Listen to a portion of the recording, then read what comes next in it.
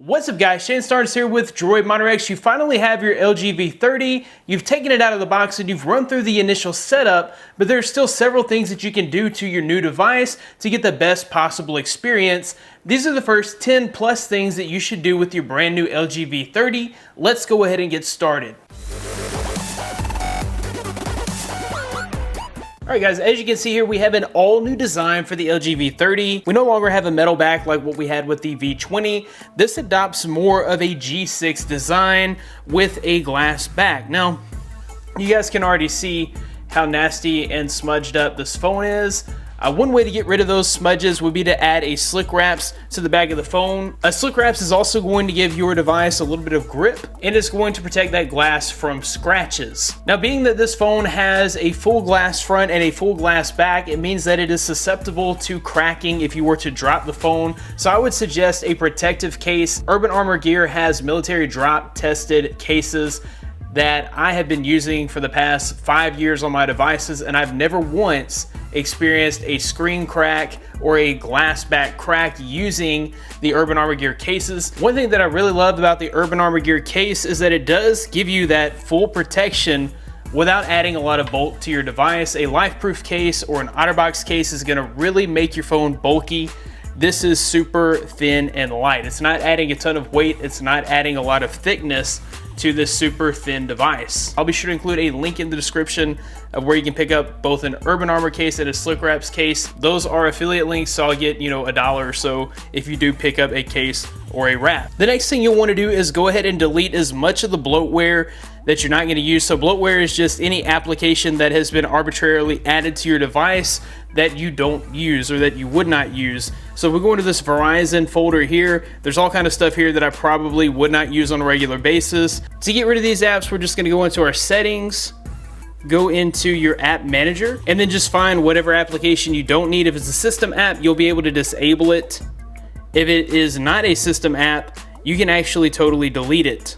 By disabling or deleting these applications, they're not going to be taking up precious resources in the background. There's a lot of applications that will just launch and run in the background, even when you're not using them. Those applications are checking for notifications that may be coming in or checking for updates. But when you disable them or you totally uninstall them, then you don't have to worry about them taking up resources. Next up, you want to make sure that security is enabled on your device. So you'll go into settings, fingerprints and security, and fingerprints to add fingerprints to your device. Now, more than likely, you've already set up the first fingerprint whenever you were initially setting up the device. If you want to add extra fingerprints, always do both index fingers, because if I pick it up with the left hand, I want my left index finger to be registered. So then you'll just place your finger on the fingerprint scanner, hit OK. You can add other fingers if you like. You're able to add up to 5 fingerprints. All right, so if we head into the lock screen settings, you also have face recognition and voice recognition. Once you have face recognition enabled, you can knock to wake the screen and then just look at the screen. So here's all my fingerprints just to show you that I'm not using my fingerprint to open it. Knock on the screen and then it will unlock your phone. So the face recognition actually works pretty well on this phone, definitely comparable to the speed and accuracy of the Note 8. Going back into the lock screen, you do have voice recognition, and I'm having trouble setting up the voice recognition. It's telling me to speak softer, and I'm speaking very softly, and it still will not let me set up the voice recognition. All right, so the voice recognition, I can't get it to work. I've been playing around with it for several minutes, can't get it to work. So the V30, as you can see, no longer has a secondary display, but you can still get all the functionality out of the secondary display on the V30. The way you do that is go ahead and add the floating bar. So go to floating bar in the settings, turn it on, and then you can set everything up here. So if you go into the shortcuts, you can drag and drop shortcuts into that portion of the bar. You can delete shortcuts by hitting the trash can and deleting them. You can add shortcuts to anything here. So say you wanted a shortcut to YouTube, you can add it there. If you wanted a shortcut to the Chrome browser, you can add it there. You can add the music player and also quick contacts to the floating bar. and then you can choose the position of the floating bar. All right, so now when you want to access the floating bar, just tap the icon and it will bring up your floating bar. Then you can just scroll through to get all of your controls. Next up, you want to go ahead and set up the always on display. The always on display is going to allow you to see the time, date, notifications, and other information on your display without actually waking your phone up or unlocking it. So we'll go into settings,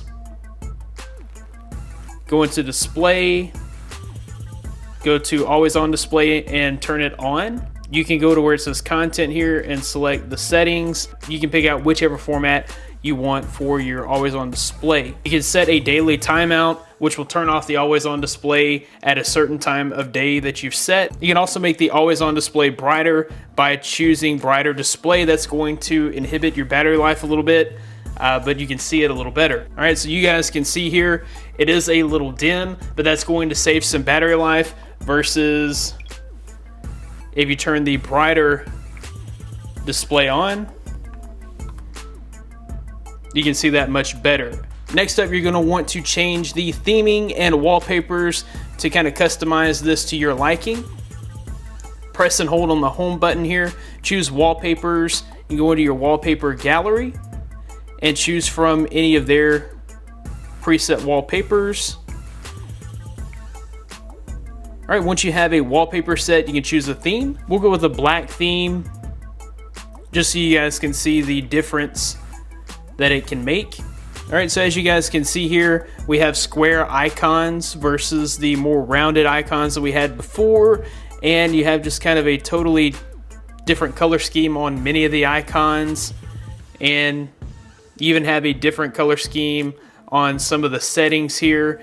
If we go to our volume, you'll see that you have a different color scheme on the framework for the volume controls, and a different color scheme down here for the pages. Adding a theme can really give your phone a totally unique and different look. The next thing you'll probably want to do is go ahead and set up your quick toggles. So when you first pull down your status bar, you have 6 toggles there that you can quickly access. If you pull down again, you get all the rest of your toggles, and you can go ahead and edit these as well. What you'll want to do is make sure that the first 6 that you have set up are the ones that you most commonly use. That way when you swipe down once, those will be the toggles that are displayed. So for me, the flashlight is one of those, and I'll probably replace the capture with the flashlight. So flashlight, Wi-Fi, sound, Bluetooth, rotation, and I probably use mobile hotspot more than airplane mode. So I'll go with those 6. And then you can also add and remove any of those icons that you don't need. So if you don't use if you don't use NFC a lot, you can just remove it. If you use color inversion a lot, you can go ahead and put it up there, and then just select the check mark when you're done, and now you have your new toggles up top. LG does give you a couple of keyboard options, so you might want to go ahead and set those up. Just go into your settings, go into language and input, go into the LG keyboard, go to your keyboard height and layout, go to the QWERTY layout. You can actually change the layout for these 3 buttons. You can set up one-handed operation, and then you can choose the keyboard height.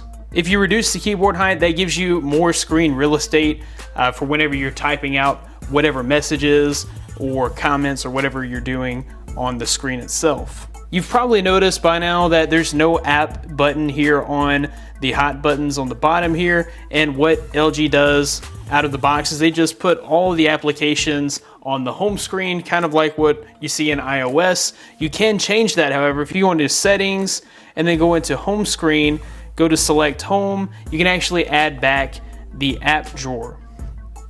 Pretty simple and easy. I prefer to have all of my applications in the app drawer because it just keeps the home screens a little cleaner. You'll probably want to go ahead and set up your do not disturb. This will allow your phone to go into a silent mode whenever you're sleeping, or say when you're at work. That way you're not being interrupted. Go into your settings, go to notification, and then go to do not disturb. So they have a couple of different modes here. They have priority only and total silence. So if you want nothing coming through while you're sleeping, you can select total silence. If you would like people to be able to contact you in case of emergency, like family or friends, you can select priority only, and then you can select priority. So this is where you would go through and set your app notifications. So if you're expecting an important email, maybe you want to have notifications from your Gmail account, and then you can have calls from certain contacts. You can allow calls for everyone in your contacts list or just your favorites. So if you select everyone here, obviously what you're doing is you're allowing calls, but no app notifications. You can also schedule your do not disturb. This way, if you know that you always go to sleep at 10 o'clock in the evening and you always wake up at about 6:30, you can go ahead and set that up here. That way your phone always goes into do not disturb mode and you don't have to remember to set that up every day. One thing that I really like that LG does is they have this comfort view setting. So you can actually turn on comfort view setting inside of your toggles right here. But if you want to set up a comfort view schedule, that way it's always on whenever you're in bed reading, getting ready to go to sleep, you can actually set up the schedule. So go to display, go to comfort view. Now comfort view basically removes the blue from the screen and it just lessens the strain on your eyes, which can help you get to sleep a little better. And you can set up a schedule for it right here. So on mine, it's scheduled between 10 and 6. So if I go ahead and toggle that on, as soon as 10 o'clock hits, comfort view will be enabled. And as soon as 6 a.m. hits, comfort view will go away. Next up, you'll probably want to go ahead and set up your navigation bar. Go into your home touch buttons, go to button combination, and you can change those here. You can actually add a few buttons to your nav bar, like the capture button. If you press the capture button, that's going to go ahead and take a quick screenshot. You can also remove those from your navigation bar, and then you can also rearrange them. So like if you're used to a Samsung device, you can put your back button over to the right side and your recents over to the left. Another neat feature that LG offers is info for a lost phone. So if you go into your settings again and you go into your lock screen, you can actually set up your lock screen to include your personal information in case you lose your phone. That way somebody who picks up your phone, they'll automatically see your contact information on the lock screen. They can give you a call or whatever, tell you they have your phone. So under lock screen, you're going to go to contact info for lost phone, and you'll just enter in whatever contact information, your phone number. You probably wouldn't want to put your phone number because if you've lost your phone, then they'd be calling that phone. Maybe you want to put in your wife's phone number or maybe your parents' phone number, somebody that they can get in contact with to get you your phone back. So I just set up mine, and if we go to the lock screen, you can see what that looks like. There's my contact information right there. All right, so I have a nice quality set of headphones. I want to go ahead and set up my HiFi DAC settings. Just so you know, these did not come with the phone because for whatever reason, the Verizon model didn't come with the B&O headphones. We'll go ahead and plug in our headphones into the headphone jack so you can experience high quality sound via HiFi DAC when earphones or a headset is connected. You can go into your settings here and adjust everything that you want to adjust here. So we can go ahead and turn that on. You can go with sound presets. So if you love bass, go down here to the bass. It's going to give you lots of bass through your headphones. If you want more of like a live sound, like you're at a concert, you can select live. If you just want an enhanced sound, you can go with enhanced. You also have a digital filter here. So you have options for short, sharp, and slow. And then of course you can set your balance. So more decibels in your right ear, less decibels in your left ear, so forth and so on. So lastly, you'll want to make sure that you do register for the 2nd year warranty. So the phone automatically comes with a 1st year warranty, but you can't take advantage of that 2nd year warranty unless you register for it. So don't forget to register for that 2nd year warranty. That adds tons of value to the V30 because no other phone on the market has a 2-year warranty. They have options for easily sending it in and getting a replacement device, or if anything goes wrong with your phone, you can send it in and get a replacement device. I'll try to include a link in the description here, but basically you'll just go here and register your V30.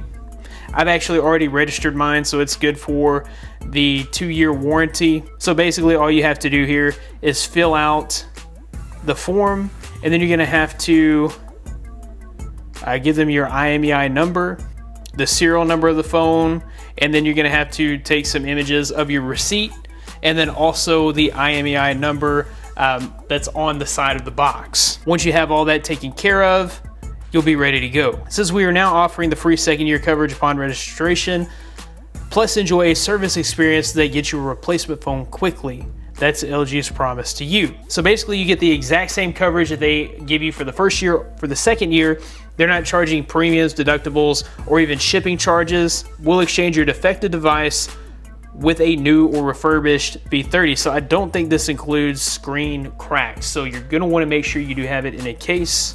Anyways, guys, that about wraps it up for the first 10 things that you should do on your LG V30. If you liked the video, be sure to give it a big thumbs up. Subscribe to this channel for more content like this in the future. You can find more of me at droid-modderx.com. Follow me on Twitter at droid-modderx. Thanks, guys, for watching. Be blessed. I'll see you in the next one.